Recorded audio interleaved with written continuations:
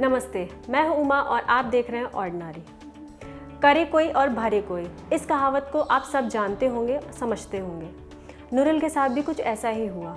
Indonesia के लाबू आपी में एक फ़ोन कॉल रिकॉर्ड करने और उसे सर्कुलेट करने के मामले में नूरिल को 6 महीने की जेल हो गई, जबकि नूरिल के मुताबिक गलती उसके बॉस की थी, उसकी नहीं, क्योंकि उसका बॉस फ़ोन पर उसका यौन शोषण करता था। वो उससे परेशान थी और इसलिए उसने ऐसा किया। इंडोनेशिया में एक जगह है लाबू आपी, वहाँ पर नूरिल एक स्कूल में बुक कीपर का काम करती हैं।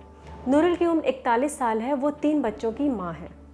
इंडियन एक्सप्रेस की रिपोर्ट के मुताबिक उन्होंने 2013 में लोम्बोक के एक हाई स्कूल में पार्ट टाइम बुक कीपर के तौर पर काम करना शुरू किया। सब सही चल रहा था, पर उनकी मुश्किल तब बढ़ गई जब उस आदमी ने, जो उनका यौन शोषण करता था, उसने बतौर प्रिंसिपल उस स्कूल में ज्वाइन किया जहां पर नूरिल काम करती थी। उस आदमी ने, जो नूरिल का बॉस था, उसने आते ही अफवाह फैलानी शुरू कर दी कि उसका और नूरिल का अफेयर चल रहा है। इस अफवाह को गलत साबित करने के लिए नूरिल ने फ़ोन पर अपने बॉस को उकसाना शुरू किया, जिससे वो उसकी बात को रिकॉर्ड कर सके।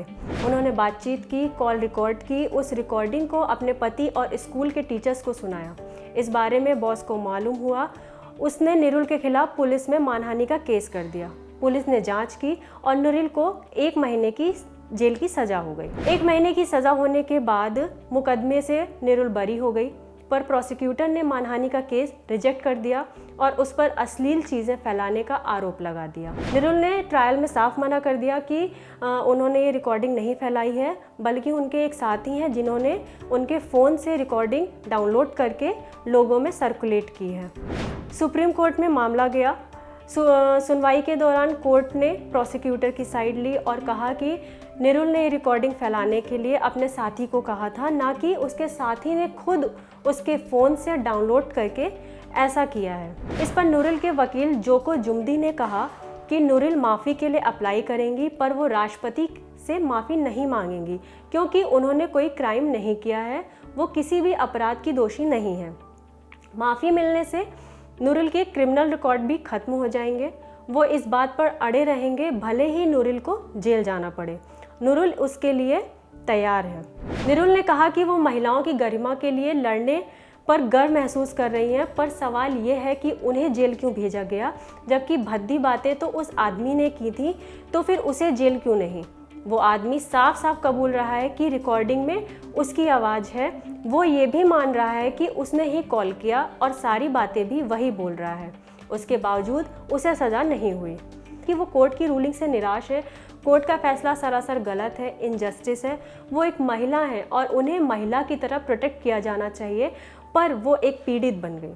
जबकि लोगों को मालूम होना चाहिए, जब महिलाओं को परेशान किया जाता है तो उन्हें रहने की कोई जगह नहीं होती है।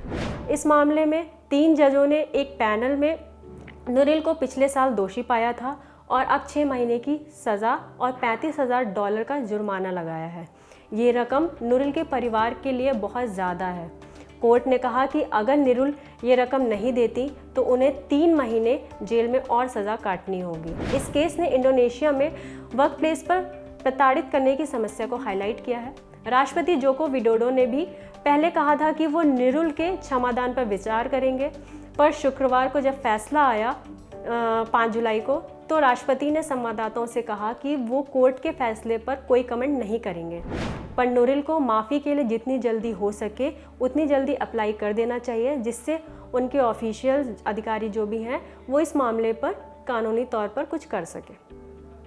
नूरिल जैसी और भी न जाने कितनी महिलाएं होंगी जिनके पास अपनी बेगुनाही साबित करने का सबूत तो है, पर उसे सुनने और समझने का कोई भी तरीका नहीं है। कोर्ट में भी नूरिल को कोई न्याय नहीं मिला। उन्हें उनकी गलती न होने पर भी जेल भेज दिया गया, जबकि उन्होंने खुद को सही साबित करने के लिए ऐसा किया था, रिकॉर्डिंग की थी।